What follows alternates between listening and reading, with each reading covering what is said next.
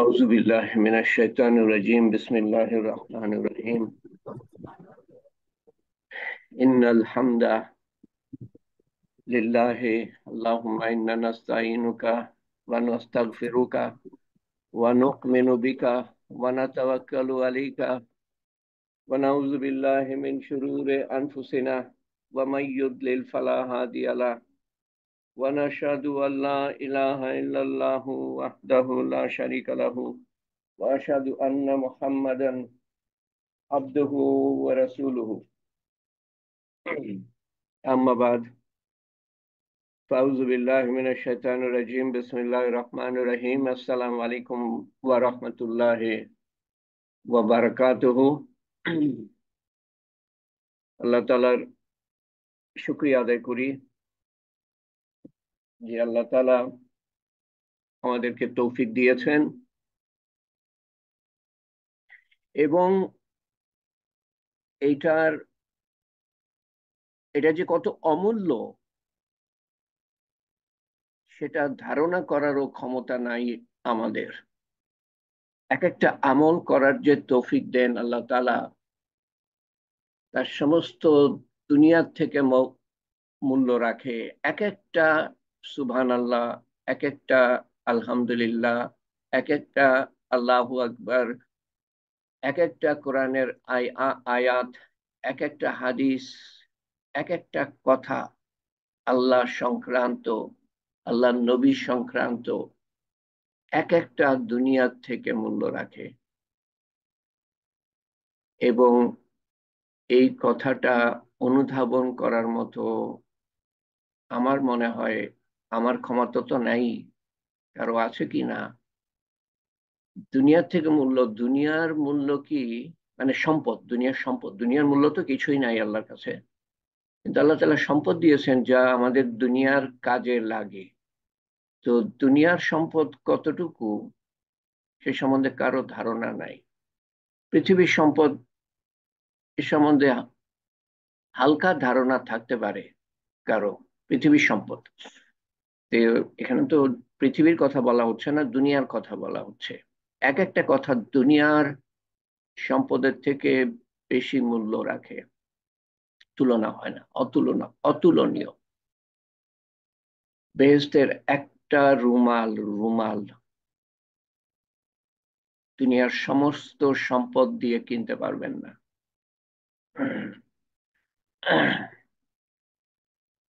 আল্লাহ তাআলা আমাদের তৌফিক দিয়েছেন আল্লাহর সম্বন্ধে কিছু জানার, এবং আল্লাহর কোন দিকটা সম্বন্ধে জানার, আল্লাহর ভালোবাসা মানুষের প্রতি। আমি একটু রদবদল করেছি, তারপরে ছিল বন্ধুত্ব, কিন্তু আমি বন্ধুত্বটা শেষে নিয়ে এসেছি, কারণ আল্লাহর ক্ষমা পেলে পরে আল্লাহর বন্ধুত্ব। অন্যায় করি আমরা, গুনাহ করি আমরা, অত্যাচার করি, অনাচার করি, ক্ষমা চাইলে পরে আর করব না, আর করব না, আর মনে অনুশোচনা, আল্লাহ তুমি মাফ করে দাও, তুমি বড়ই মেহেরবান। বাস আল্লাহর সাথে বন্ধুত্ব, আল্লাহ ক্ষমা করেন এবং আল্লাহর সাথে বন্ধুত্ব। এই জন্য ক্ষমাটা আমি আগে নিয়ে এসেছি।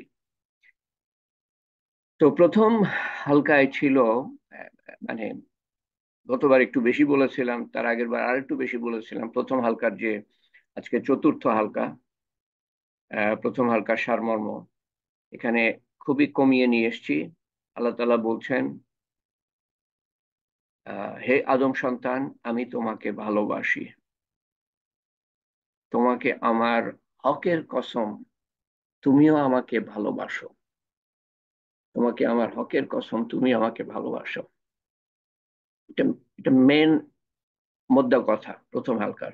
দ্বিতীয় হালকা, আকাশের ছাদ পর্যন্ত গোনা করো, তারপর একবার বলো আল্লাহ আমাকে মাফ করো, আমি সব মাফ করে দিব। আল্লাহ বলেন, আমার বান্দা যখন মাফ চাইবে এবং যতবার চাইবে ততবার কবুল করে মাফ করব। প্রথমবারের তওবা যেই খুশির সাথে কবুল করেছিলাম, হাজারবার সেই খুশির সাথে কবুল করব। কোটিবার সেই খুশির সাথে কবুল করব। কারণ আমাদের নেকি বা গুনার কারণে আল্লাহ তাআলার উপরে কোনো আসর পড়ে না, তার কিছু যায় আসে না, নেকি করলেও না, গুনাহ করলেও না। তৃতীয় হালকা, গত হালকাতে ছিল যে আল্লাহ তাআলার আহ, প্রধান কিছু কথা, আল্লাহ তাআলার 99টা নাম যা রাসূলুল্লাহ সাল্লাল্লাহু আলাইহি সাল্লাম এক বৈঠকে নিয়েছিলেন, আরো নাম আছে, তার মধ্যে একটা নাম আছে আল্লাহর রাগ সংক্রান্ত, শাস্তি সংক্রান্ত, মুনতাকিম, শাস্তিদাতা। তারপরে যে কথা ছিল তার মধ্যে কিছু কথা এখানে আছে, কে আছে আমাদের, আমাদের মানে আমরা, আপনি আমি, কে আছে আমাদের দুঃখ দরদে রহমত করতে পারে আল্লাহ ছাড়া, কে আছে আমাদের অন্তরের দুঃখের কথা শুনতে পারে আল্লাহ ছাড়া, কে আছে আমাদের ইচ্ছা আকাঙ্ক্ষা পুরা করতে পারে আল্লাহ ছাড়া। আরো কথা ছিল এরকম, কেবল আল্লাহই আছেন। তারপরে আরো কিছু কথা ছিল, যেমন তিন ধরনের তিন ধরনের মানুষ আল্লাহর হুকুম মান্যকারী। প্রথম তিন ধরন হলো যে যারা সব সময় মানে, তারপরে 24 ঘন্টা মানে, সব সময় স্মরণ করে আল্লাহকে, প্রথম শ্রেণী। দ্বিতীয়ত 24 ঘন্টা স্মরণ করে। তৃতীয়ত যারা শুকরগুজার আল্লাহ তাআলা, শুকরগুজার, আল্লাহ তাআলা নিয়ামত বাড়িয়ে দেন। এরপর আসে আমরা, কখনো শুনি কখনো শুনি না, কিছু নিজের শুনি বা বেশিরভাগ নিজের শুনি, নিজের নফস যা বলে, শয়তান যা বলে, মানুষ যা বলে, দুনিয়ার আকর্ষণে পড়ি, আর কিছু আল্লাহর শুনি। আল্লাহ বলছেন কিছু আমার শোনে, কিছু নিজের শোনে। কোনো সময় আমার কথা শোনে, কখনো ছেড়ে দেয়। তাদের জন্য খবর এই, তারা হতাশ না হয়। এবং এই সম্বন্ধে আজকে চতুর্থ হালকা, অবশ্য এই ঘটনাটা গতবার বলেছিলাম। মুসা আলাইহিস সালামের সময় একবার বৃষ্টি হচ্ছিল না, বৃষ্টি হচ্ছিল না, তারপরে দোয়া করলেন উনি সবাইকে নিয়ে, তো বৃষ্টি হয় না, আরো তাপ বেড়ে গেল। মুসা আলাইহিস সালাম জিজ্ঞেস করলেন, আল্লাহ আমরা তো দোয়া করলাম। উনি দ্বিতীয়বার দোয়া করলেন, আল্লাহ তাআলা বললেন যে তোমাদের মধ্যে একজন আছে যে 40টা বছরের বেশি এক একবারও আমার শোনে নাই, আমার নাফরমানি করেছে। সে যদি এই মজলিস থেকে না যায় তাহলে বৃষ্টি দিব না। একজনের কারণে আল্লাহ তাআলা লক্ষ লক্ষ মানুষ, কোন জায়গায় লেখা আছে 7 লক্ষ মানুষ ছিল সেই মজলিসে, তো এ যদি না যায় এখান থেকে তা আমি বৃষ্টি দিব না। তারপরে বৃষ্টি শুরু হলো, কি ব্যাপার, ইয়া আল্লাহ তুমি তো বললা বৃষ্টি দিব না, এখান থেকে সে যদি না যায়, কেউ তো যায় নাই, তো তুমি বৃষ্টি দিলা, কি ব্যাপার, আমি তো বুঝলাম না কিছু। মুসা আলাহিসাল্লামের একটু বিব্রত হওয়ার কথা, উনি ঘোষণা করলেন যে সেই ব্যক্তিকে, মানে উদ্দেশ্যে, সেই ব্যক্তির উদ্দেশ্যে, যে একজন আছে যে 40 বছর আল্লাহর নাফরমানি করেছে, সে যদি না যায় তাহলে আল্লাহ তাআলা বৃষ্টি দিবেন না। কিন্তু বৃষ্টি হয়ে গেল, কেউ যায় নাই। তখন আল্লাহ তাআলা বললেন যে যার কারণে বৃষ্টি দিই নাই, যার গুনার কারণে বৃষ্টি দিই নাই, নাফরমানির কারণে বৃষ্টি দিই নাই, তার কারণে বৃষ্টি দিয়েছি।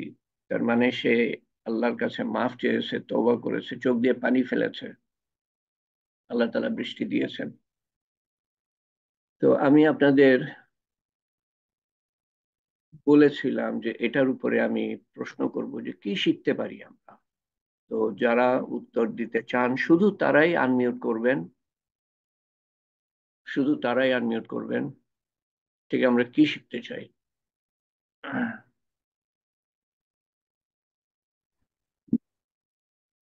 আর এর থেকে আমরা কি শিখতে পারি? আসসালামু আলাইকুম। বল ইসলাম, আহ, অল্প আল- সংক্ষেপে বলতে হবে। আল্লাহ গুস্তা হলে পারে প্রাকৃতিক দুর্যোগ বিপর্যয় ঘটতে পারে। ভেরি গুড,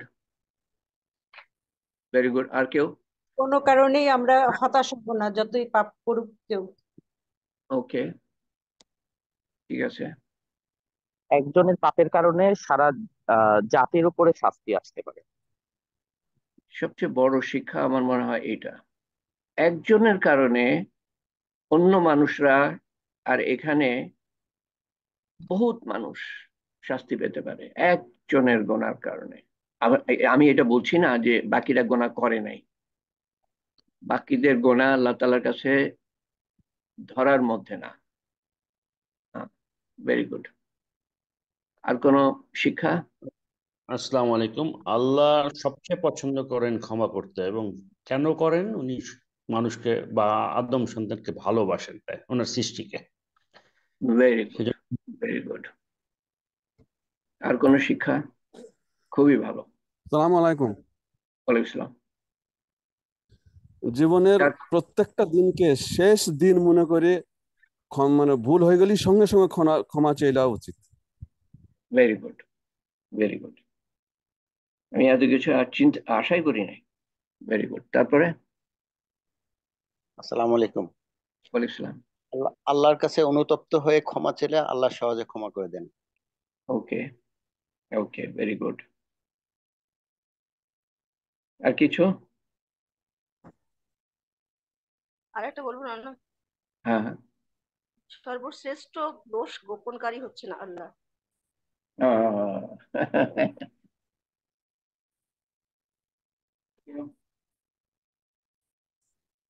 মুসা আলাইহিস সালাম বললেন যে, আল্লাহ, সে ব্যক্তিটা কে? আল্লাহ বললেন যে এতদিন সে গোনা করেছে আমি বলি নাই, আর আজকে বলবো? যখন আমার ছত্র ছায়ায় এসেছে, আমার কাছে মাফ চেয়েছে, স্বীকার করেছে, অনুতাপ করেছে, এখন আমি বলবো তার কথা? আর কোনো?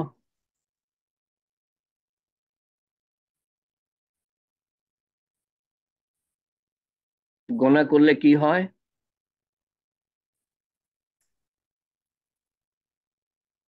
গোনা করলে কি হয়?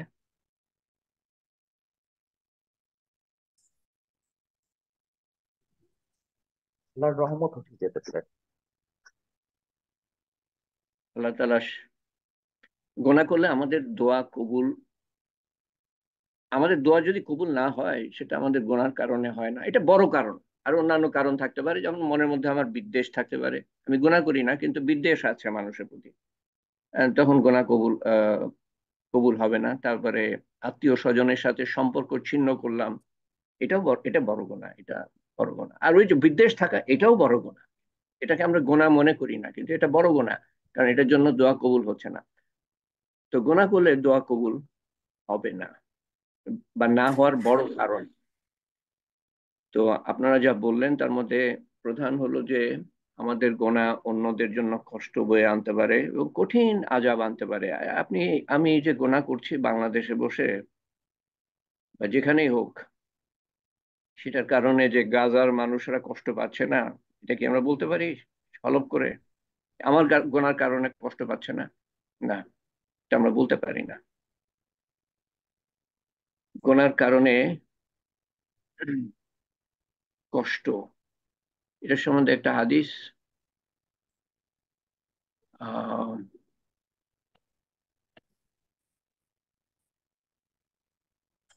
এর সম্বন্ধে একটা হাদিস ছিল যে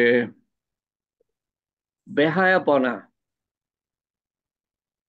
বেহায়াপনা, নির্লজ্জতা, জেনা ইত্যাদি করলে পরে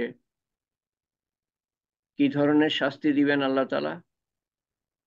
আপনারা জানেন এটা ভালো মতো, বহুতবার আমি বলেছি। মহামারী। মহামারী, মহামারী, মহামারী। এবং অন্য জায়গায় বলা আছে মহামারী ছড়াবে, আর অন্য জায়গায় বলা আছে এমন রোগ দিবেন আল্লাহ তাআলা আগে কখনো দেখে নাই। কোভিড আগে দেখেছে কখনো এই ধরনের কোভিড? তারপরে এই কোভিডেরই সংস্করণ কয়েকটা কয়েকটা রূপ আমরা দেখলাম। তারপরে যদি ওজনে কম দেয়, মাপে কম দেয়, কারো মনে আছে? দুর্ভিক্ষ, দুর্যোগ, প্রাকৃতিক দুর্যোগ, এবং শাসকদের নির্যাতন, ওজনে কম দেয়া। জাকাত না দিলে বৃষ্টি বন্ধ হয়ে যাবে। বৃষ্টি বন্ধ হবে, এবং জন্তু জানোয়ার না থাকলে আল্লাহ তাআলা বৃষ্টি দিতেন না।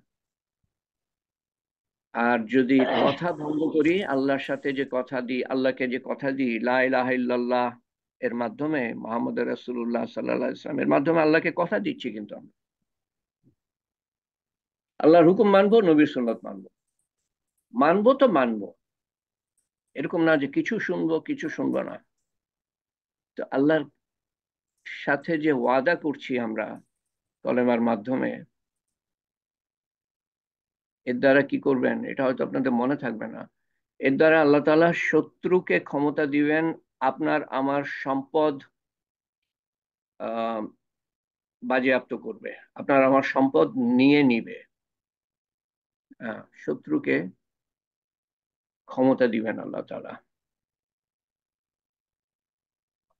এবং যখন শাসকরা আল্লাহর হুকুম নবীর সুন্নত মতো শাসন যদি না করে,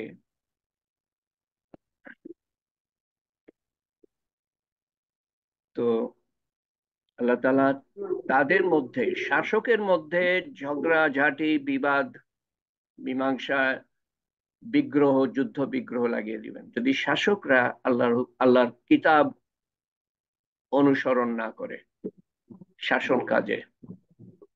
তাদের মধ্যে ঝগড়া বিবাদ বাঁধিয়ে দিবেন।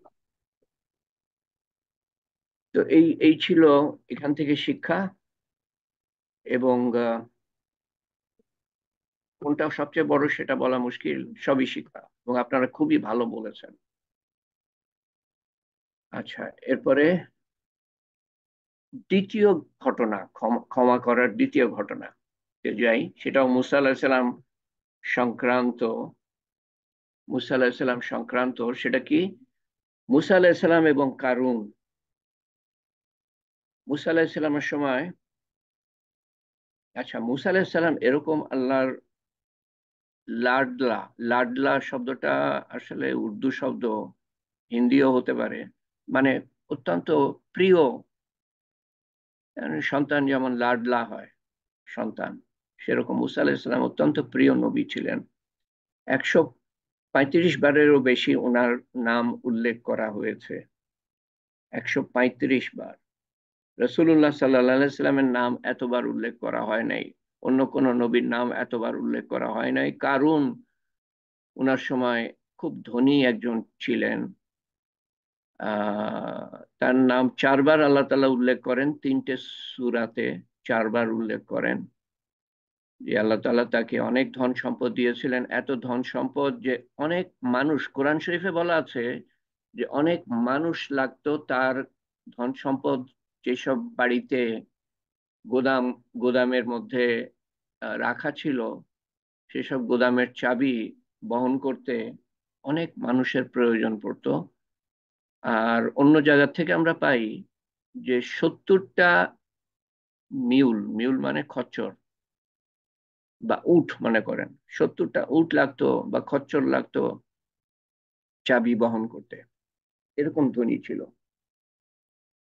তো আল্লাহ তাআলা কোরআন শরীফে বলেন যে আল্লাহ তাআলা তাকে সম্পদ দিয়েছেন, আর সে বলতো মানুষকে, মানুষরা যখন স্মরণ করাতো তাকে, যে আল্লাহ দিয়েছেন, যেভাবে আল্লাহ তাআলা চান সেভাবে খরচ করো, নিজের উপরে খরচ করো, মানুষের উপরে খরচ করো, মানুষের প্রতি যে তোমার হক আছে সেটা আদায় করো, মানুষকে সাহায্য করো, ইত্যাদি ইত্যাদি। আর সে বলতো যে আমি আমার বুদ্ধিমত্তার কারণে এগুলা অর্জন করেছি, আল্লাহ তাআলা দিয়েছেন আমার বুদ্ধিমত্তার কারণে, তার মানে আমি নিজে অর্জন করেছি, সোজা কথা। তো অহংকার,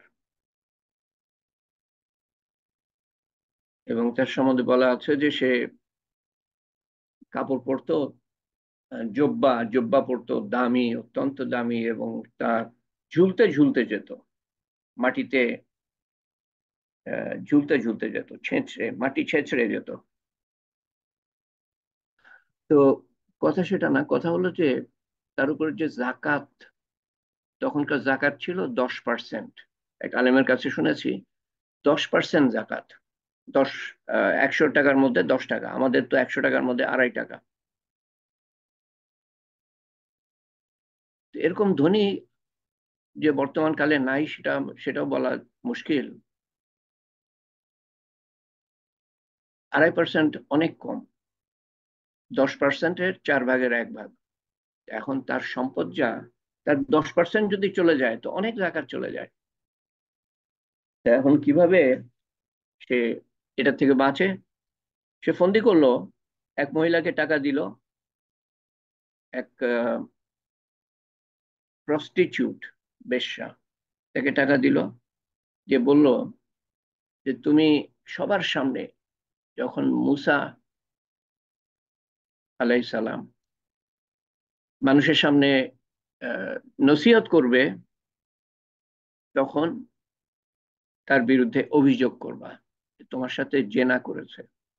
একমাত্র নবী যার বিরুদ্ধে জেনার অভিযোগ উঠানো হয়, এবং আল্লাহ তাআলার অত্যন্ত প্রিয় নবী, এটা মনে রাখবেন। আল্লাহ তাআলা সরাসরি কথা বলতেন, একমাত্র মানুষ যার সাথে আল্লাহ তাআলা সরাসরি কথা বলেছেন বলে আমরা জানি, একমাত্র নবী। তো মুসা আলাইহিস সালাম একদিন কথা বলতে শুরু করেছেন, মানুষদেরকে নসিহত করতে শুরু করেছেন। তখন এই মহিলা দাঁড়িয়ে বলল যে মুসা নবী আমার সাথে জেনা করেছে, মুসা নবী আমার সাথে জেনা করেছে। তো মুসা আলাইহিস সালাম এটা শুনে হতভম্ব হয়ে গেলেন এবং ঘাবড়েও গেলেন। এত মানুষের সামনে একটা নবীর বিরুদ্ধে এরকম অভিযোগ, তিনি সবসময় ভালোর দিকে ডাকেন, ভালো করতে বলেন, আল্লাহকে ভয় করতে বলেন, আল্লাহকে মানতে বলেন। উনি কোথাও পড়েছিলাম এরকম যে উনি নামাজ পড়ে সেজদায় যান, আবার কোথাও লেখা আছে যে উনি সেজদায় চলে যান, আল্লাহর কাছে সাহায্য চান। উনি তো জানেন উনি করেন নাই, মানুষকে বুঝাবেন কিভাবে? সেজদায় গিয়ে উঠে তারপরে উনি সেই মহিলার দিকে তাকালেন। নবীর চেহারার মধ্যে নূর, তার তাকানোর মধ্যে নূর। মহিলাটার অন্তরে আল্লাহ তাআলা ভয় ঢুকিয়ে দিলেন। সে মহিলা ভয় পেয়ে, তাকানোর কারণে ভয় পেয়ে স্বীকার করলো যে তাকে কারুন টাকা দিয়েছে, সেই জন্য সে এই মিথ্যা অভিযোগ এনেছে।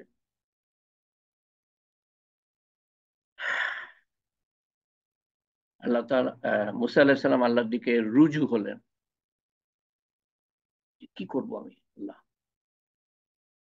আল্লাহ তাআলা বললেন যে আমি মাটিকে হুকুম দিয়েছি, তুমি যা বলবা শুনবে মাটি।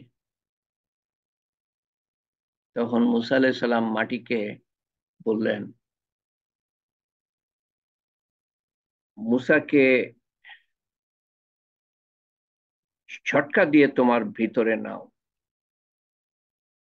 তো মাটি এক ঝটকা দিল, মুসা আলাইহিস সালাম এর পায়ের গোড়ালি পর্যন্ত মাটির ভিতরে ডেবে গেল।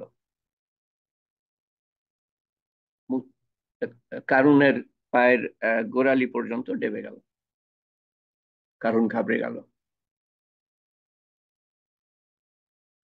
হে মুসা, তুমি আমাকে মাফ করো। মুসা আলাইহিস সালাম রাগী ছিলেন। আবার বললেন মাটিকে ঝটকা দাও।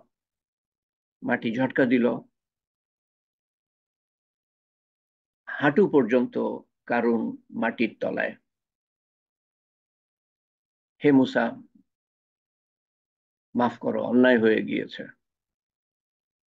মুসা আলাইহিস সালাম আরো রেগে গিয়ে মাটিকে আবার হুকুম দিলেন, ঝটকা দাও।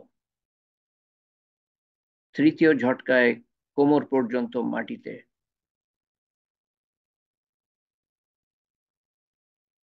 কারণ আরো ঘাবড়ে গেল, হে মুসা ক্ষমা করো, মাফ করো। মুসা আলাইহিস সালাম আবার বললেন, ঝটকা দাও। মাটি ঝটকা দিল, বুক পর্যন্ত কারুন মাটির তলায়।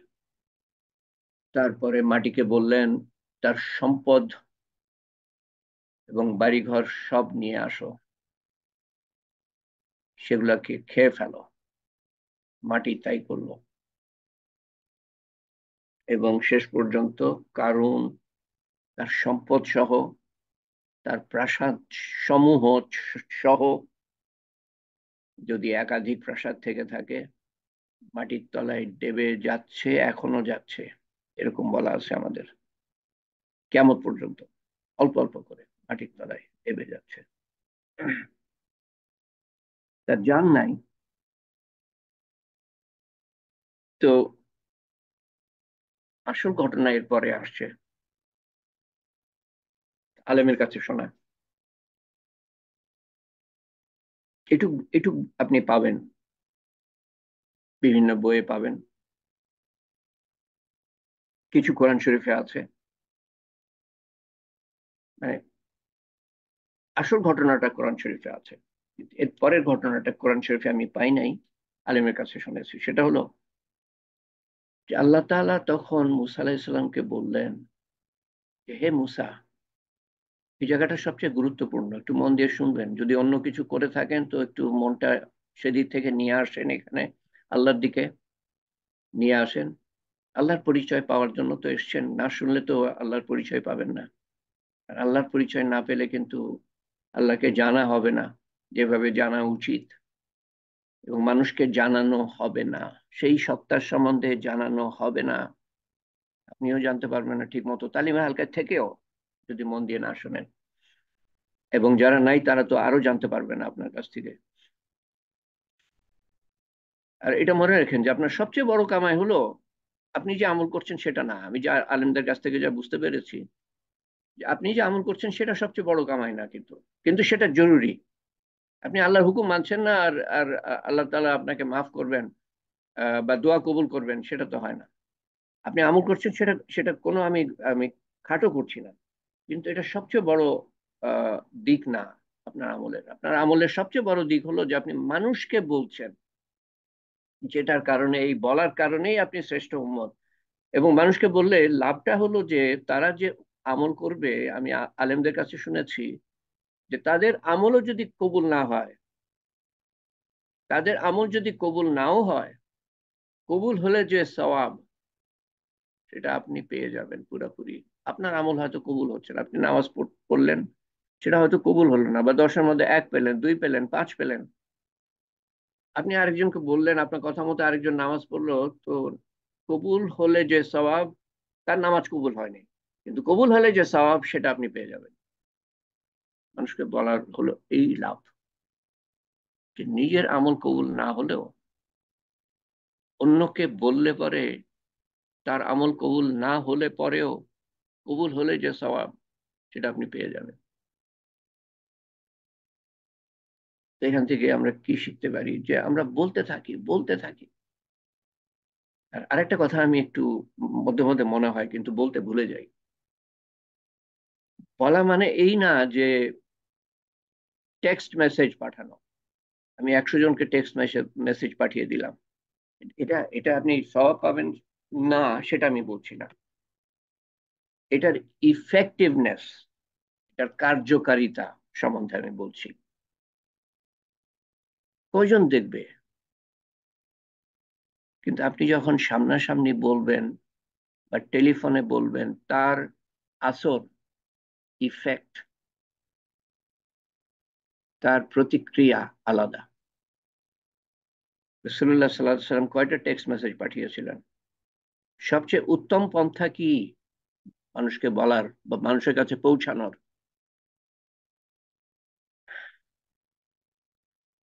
মেসেজ ফরওয়ার্ড করা।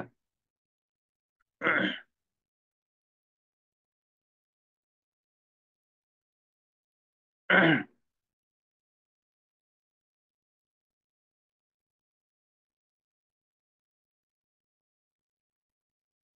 এটা না বলে পারছি না।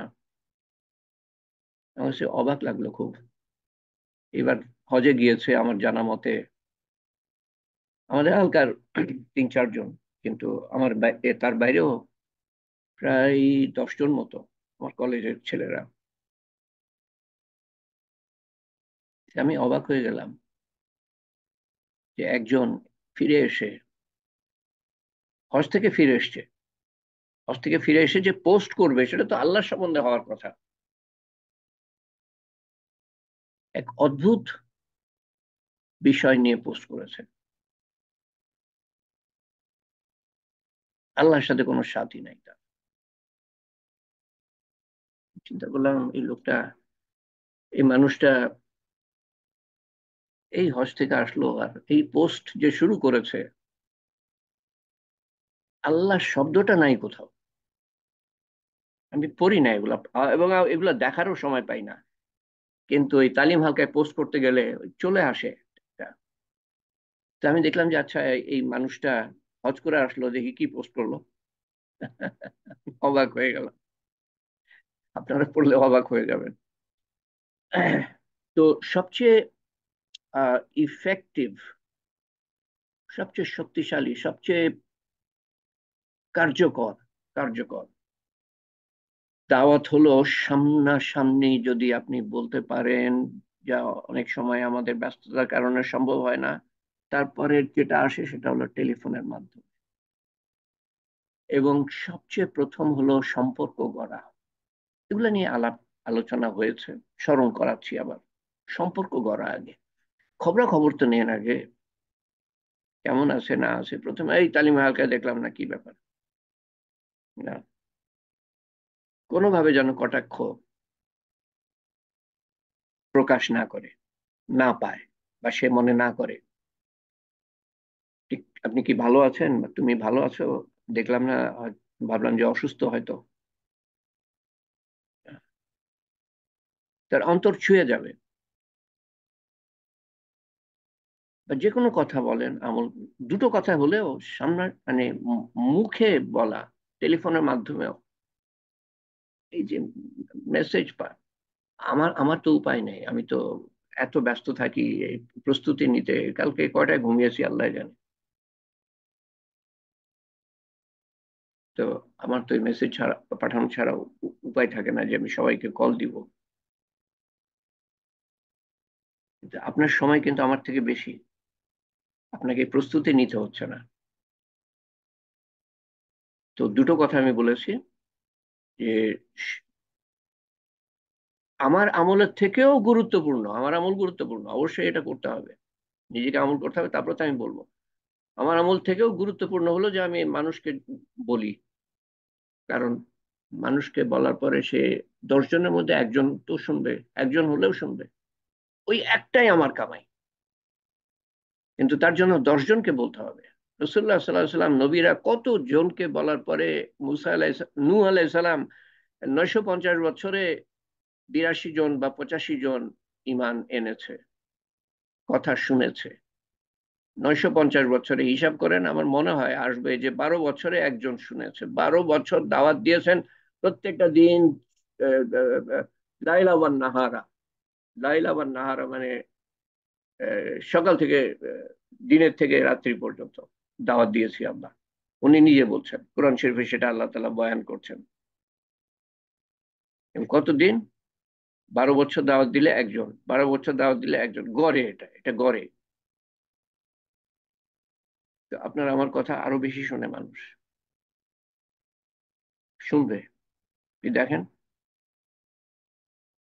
তো আমি কি বলতে গিয়ে আটকে গেলাম, হ্যাঁ, শেষ কথাটা যেটা, এই ঘটনার সম্বন্ধে শেষ কথাটা হলো যে আল্লাহ তাআলা মুসা আলাইহিস সালাম বললেন যে হে মুসা, অত্যন্ত গুরুত্বপূর্ণ কথা, হে মুসা,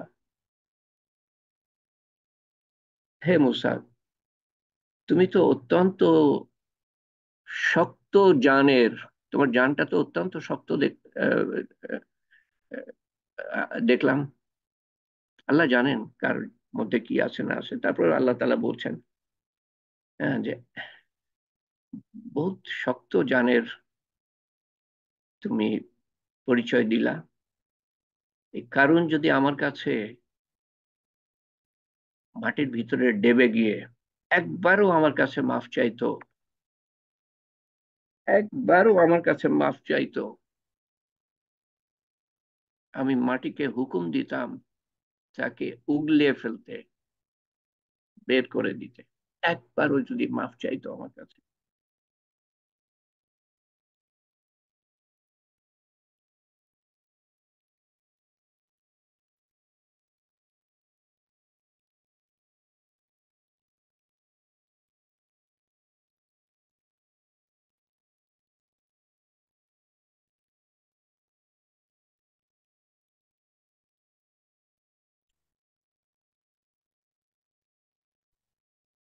আর সময় 5 মিনিট আছে, তো 5 মিনিটে কিছুই বলা যাবে না, নতুন ঘটনা শুরু করলে সময় লাগবে।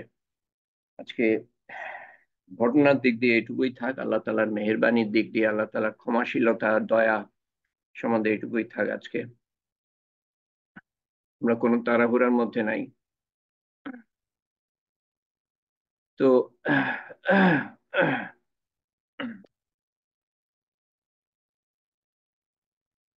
এরপরে আসলে কিছুই বলা উচিত না।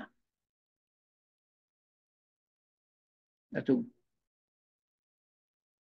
গভীর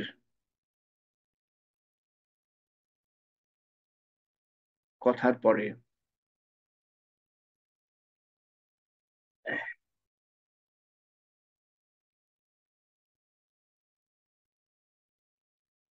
আমি আর কিছুই বলবো না, কারণ হবে কি, এই কথা আসরটা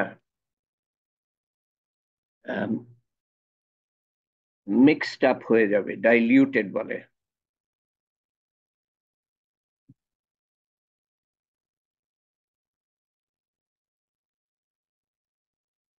নাইমুর রহমান সাহেব মেসেজ দিয়েছেন যে আজকে আমরা অত্যন্ত ভাগ্যবান যে দুজন হাজি,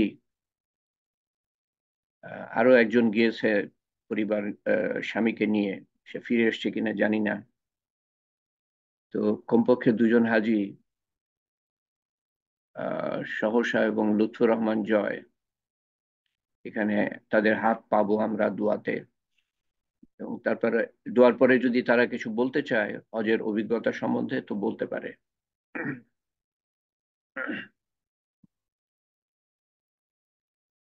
আমরা দোয়া করি যারা অসুস্থ, অল্প হোক, মাঝারি হোক, বেশি হোক, আমি 2-4 জনের নাম নিব যারা অত্যন্ত গুরুতর অসুস্থ। তার মধ্যে আছেন জনাব এনামুল হক সাহেব, জনাব নাসিরুদ্দিন আহমেদ মিয়া ভাই,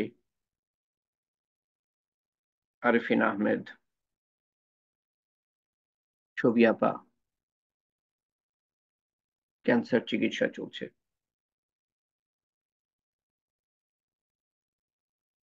নাজমুল হক, মাসুদের ভাই,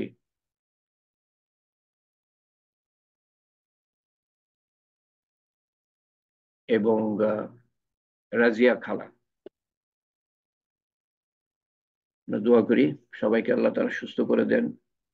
যারাই অসুস্থ আছেন, আমার বলা না বলাতে কিছু যায় আসে না, এটা মনে রাখবেন। আল্লাহর অজানা কিছুই নাই। আল্লাহ তাআলা আল্লাহ তাআলা অন্তর্যামী, তার মহাজ্ঞান থেকে সবকিছুই জানেন, মহাজ্ঞানের কারণে সবকিছুই জানেন। আল্লাহ তাআলা আমাদের মনের আশা আকাঙ্ক্ষা পুরা করেন, বিপদ আপদ দূর করেন, অসুস্থতা সুস্থতায় পরিণত করেন। আর নাইমুর রহমান সাহেব ওনার আম্মার জন্য দোয়া চেয়েছেন, আল্লাহ তাআলা সুস্থ করে দেন। আল্লাহুম্মা আমিন। আল্লাহুম্মা সাল্লি আলা সাইয়্যিদিনা মুহাম্মদ।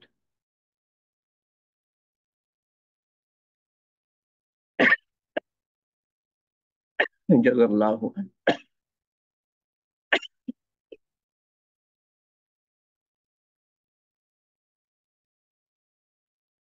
হে পাক পরওয়ারদিগার, জাযাল্লাহু আন্না মুহাম্মাদান সাল্লাল্লাহু আলাইহি ওয়াসাল্লাম মা হুয়া আহলু সুবহান রাব্বিয়াল আলিয়্যিল আলাল ওয়াহ্হাব সুবহানাল্লাহি ওয়া বিহামদিহি আদাদা খালকিহি ওয়া রিযা নাফসিহি ওয়া জিনাতা আরশিহি ওয়া মিদাদা কালিমাতিহি। আল্লাহুম্মা আজিরনা মিনান নার, আল্লাহুম্মা নাজ্জিনা মিনান নার, আল্লাহুম্মা ইন্না আসআলুকাল জান্নাহ। রব্বানা আতিনা ফিদ দুনিয়া হাসানাতাও ওয়া ফিল আখিরাতি হাসানাতাও ওয়া কিনা আযাবান নার। ربنا إننا سمعنا مناديا ينادي للإيمان أن آمنوا بربكم فآمنا ربنا فاغفر لنا ذنوبنا وكفر عنا سيئاتنا وتوفنا مع الأبرار.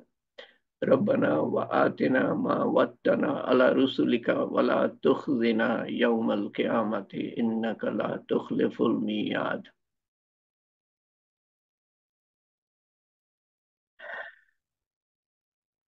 اللهم اغفر لي ولوالدنا وجميع المؤمنين والمؤمنات والمسلمين والمسلمات الأحياء منهم والأموات إنك مجيب الدعوات برحمتك يا أرحم الراحمين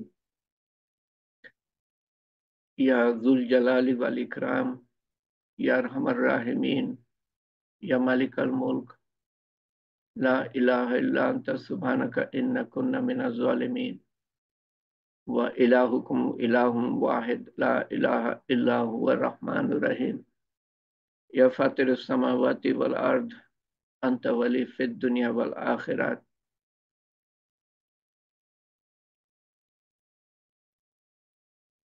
হে আল্লাহ, তুমি যে কি মেহেরবান, তুমি যে কি ক্ষমাশীল দয়ালু, আমাদের ধ্যান ধারণার বাইরে আল্লাহ। হে পাক পরওয়ারদিগার, না জেনে, না বুঝে, না চিনে না তোমার হুকুম অমান্য করেছি সারা জীবন, গুনার পাহাড় নিয়ে তোমার সামনে হাজির হয়েছি আল্লাহ, তুমি আমাদেরকে মাফ করে দাও আল্লাহ। আল্লাহ, আমাদেরকে জানানো হয়েছে আমরা যদি অনুতপ্ত হয়ে, লজ্জিত হয়ে আকাশের ছাদ পরিমাণ গোনাও যদি তোমার সামনে নিয়ে আসি তো এবং মাফ চাই, তো তুমি মাফ করে দিবা আল্লাহ। আল্লাহ, তুমি আমাদের মাফ করো এবং আমাদের গোনার বদলে নেকি লিখে দিও। যেই সময় হেলায় হারিয়েছি সেই সময়ের বদলেও নেকি লিখে দিও আল্লাহ। হে আল্লাহ, আমাদেরকে ভবিষ্যতে গোনার থেকে দূরে রেখো আল্লাহ। যেমন উত্তর থেকে পূর্ব, উত্তর থেকে দক্ষিণ তুমি দূরে রাখো আল্লাহ। তোমাকে জানার এবং তোমাকে মানার তৌফিক দান করো। তোমার বান্দাদের প্রতি দায়ী দায়িত্ব জানার ও পালন করার তৌফিক দান করো। তোমার হাবিবের সুন্নত সাল্লাল্লাহু আলাইহি সাল্লামের সুন্নত জানার ও পালন করার, মানার তৌফিক দান করো আল্লাহ। আমাদের সুন্দর গুণাবলী দিও, হুসনে আখলাক, যাতে করে আমরা মানুষের প্রতি দায়ী দায়িত্ব পালন করতে পারি এবং যা পারি নাই এই পর্যন্ত তার বদলে তাদেরকে খুশি করে দিও যাদের প্রতি আমরা অন্যায়, অবিচার, অত্যাচার করেছি আল্লাহ, যাতে তারা আমাদের মাফ করে দেয়। হে আল্লাহ, তুমি আমাদেরকে মাফ করে দিয়ে আমাদের ছোট্ট প্রয়াস তোমার সামনে কিছু কথা বলা, শোনা, কিছু আমল যা আমরা করেছি টুটাফাটা, তা কবুল করে নিও এবং পুরাপুরি দিনে দাখিল হওয়ার তৌফিক দান করো। নিয়ত যাতে করতে পারি যে আমি পুরা দিনের মধ্যে প্রবেশ করব, পুরা দিন যেন জানতে পারি এলেম শিক্ষার মাধ্যমে এবং মানুষকে দাওয়াত দিতে পারি, সেই তৌফিক তুমি দিও আল্লাহ। না হলে তোমার সামনে কি উত্তর দিব? আমাদেরকে শ্রেষ্ঠ উম্মত করে পাঠালা, কিন্তু আমরা নিজেদের নিয়েই ব্যস্ত থাকলাম, নিজেদের জগৎ নিয়েই ব্যস্ত থাকলাম। কি উত্তর দিব আল্লাহ? তুমি আমাদেরকে সেই মহা বিপদ থেকে রক্ষা করো আল্লাহ। আমরা বুঝি না বলে নিজেদের নিয়েই ব্যস্ত থাকি আল্লাহ। তুমি আমাদের সেই বুঝটা দান করো। আমাদের এই ছোট্ট প্রয়াস কবুল করে, ভুল ভ্রান্তি সংশোধন করে তোমার শাহী দরবারে গৃহীত করে রসুল করিম সাল্লাল্লাহু আলাইহি সাল্লামের রূহ মুবারকের কাছে পৌঁছে দিও আল্লাহ। এবং আমাদের আপনজন, প্রিয়জন, নিকটজন যারা কবরে শায়িত, তাদের কাছে পৌঁছে দিও। তাদের কবরের আযাব মাফ করে দিও, কবরকে প্রশস্ত করে দিও, কবরকে নূর দিয়ে পরিপূর্ণ করে দিও, কবরকে জান্নাতুল ফেরদৌসের বাগান বানিয়ে দিও। আমাদের কবরকেও জান্নাতুল ফেরদৌসের বাগান বানিয়ে দিও আল্লাহ। এবং আমরা যখন কঠিন দিনে উঠব, আপনজন প্রিয়জন সহ, অসহনীয় দিনে, উত্তপ্ত দিনে, কোনো ছায়া থাকবে না তোমার আরশের ছায়া ছাড়া। সেদিন তোমার আরশের ছায়ায় আমাদের ঠাঁই দিও, একটুখানি ঠাঁই দিও আল্লাহ। হিসাব সহজ করো আল্লাহ। আমলনামার ডান হাতে দিও। দুশ্চিন্তা মুক্ত রেখো আল্লাহ। এবং দাড়িপাল্লা যখন বসানো হবে, তখন আমাদের নেকির পাল্লা ভারী করো। এবং পুলসিরাত যখন পাড়ি দিতে হবে, আপনজন প্রিয়জন সহ যেন চোখের পলকে পুলসিরাত পাড়ি দিতে পারি এবং জান্নাতুল ফেরদৌসে দাখিল হতে পারি আল্লাহ। এবং জান্নাতুল ফেরদৌসে দাখিল হওয়ার জন্য যে আমলের প্রয়োজন, সেই আমল করার তৌফিক তুমি দিও। সেই পথে আমাদেরকে প্রতিষ্ঠিত রেখো, যেই পথ জান্নাতুল ফেরদৌসের দিকে গিয়েছে আল্লাহ। তুমি সহজ করে দিলে সমস্ত কিছুই সহজ। আর তুমি যদি আমাদের কবুল না করো, তো সবচেয়ে সহজ কাজ কঠিন থেকে যাবে। আমাদেরকে তোমার রহমত, মাগফিরাত, হেফাজত, হেদায়েতের চাদরে আবৃত রেখো। সমস্ত মুসলমানকে আবৃত রেখো। আমাদের সন্তান সন্ততি যারা আসবে, তাদেরকেও আবৃত রেখো, রক্ষা করো আল্লাহ। সবাইকে হেফাজত, সবাইকে হেদায়েত দান করো আল্লাহ। কেবল যারা আমাদের ধ্বংস করতে ব্যস্ত, তারা যদি, তাদের কপালে যদি হেদায়েত না থাকে, তাদের ধ্বংস করে দিও। আমাদের ধ্বংস করার আগে ধ্বংস করে দিও। আমাদের ধ্বংস করার আগে ধ্বংস করে দিও আল্লাহ। পরবর্তীকার, তুমি ছাড়া কোনো মালিক নাই, রব নাই, রক্ষাকারী নাই, দয়ালু নাই, ক্ষমাকারী নাই। তুমি এক একেলা বাদশাহ। আমরা অত্যন্ত নগণ্য, অত্যন্ত অক্ষম। তোমার সাহায্য ছাড়া শয়তান থেকে রক্ষা করো, নফস থেকে রক্ষা করো, মানুষের কুমন্ত্রণা থেকে রক্ষা করো, নফসের তাড়না থেকে রক্ষা করো, দুনিয়ার মারাত্মক আকর্ষণ থেকে রক্ষা করো আল্লাহ। এক মুহূর্ত ছেড়ে দিও না আল্লাহ। তোমার সন্তুষ্টি পাওয়ার আগে দুনিয়া থেকে নিও না।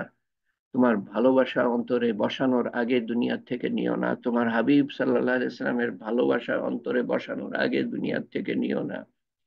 এবং যখন তুমি নিবা, উত্তম দিনে নিও আল্লাহ, উত্তম ক্ষণে, উত্তম স্থানে, কলেমা সহ, শয়তানের শেষ চেষ্টা ব্যর্থ করে দিয়ে তোমার সন্তুষ্টি অর্জন করার পর, তার আগে না। এ পাক পরবর্তীকার, তার আগে নিও না আমাদের। হে আল্লাহ, একটা মাত্র জীবন যেন ধ্বংস হয়ে না যায় আল্লাহ, যেন বিফলে না যায় আল্লাহ। যত মানুষ মেহনত করছে আল্লাহ তোমার দিন প্রতিষ্ঠা করার জন্য, সবার মেহনত কবুল করো আল্লাহ। যারা হজ করেছে তাদের হজ কবুল করো আল্লাহ।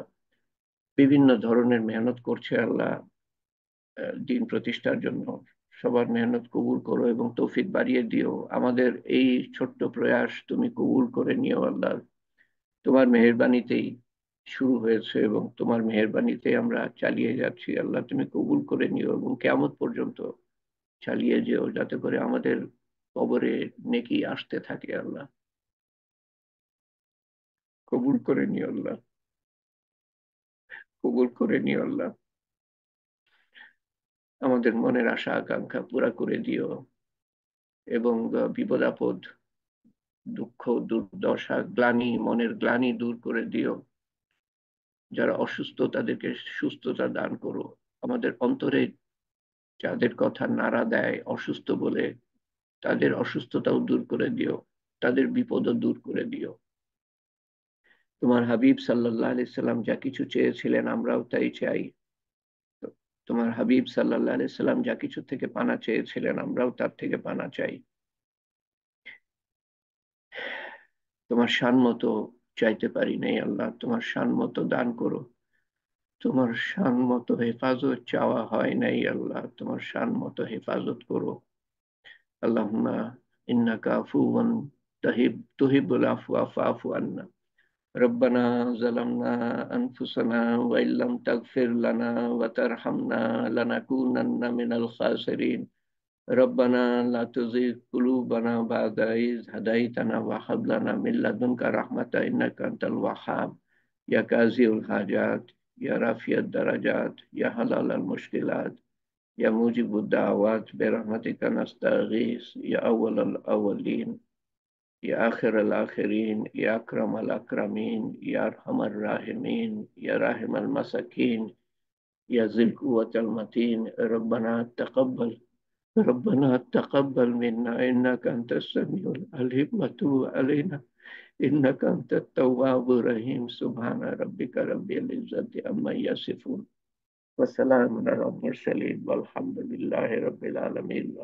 لا إله إلا الله محمد رسول الله صلى الله عليه وسلم. آمين يا رب العالمين.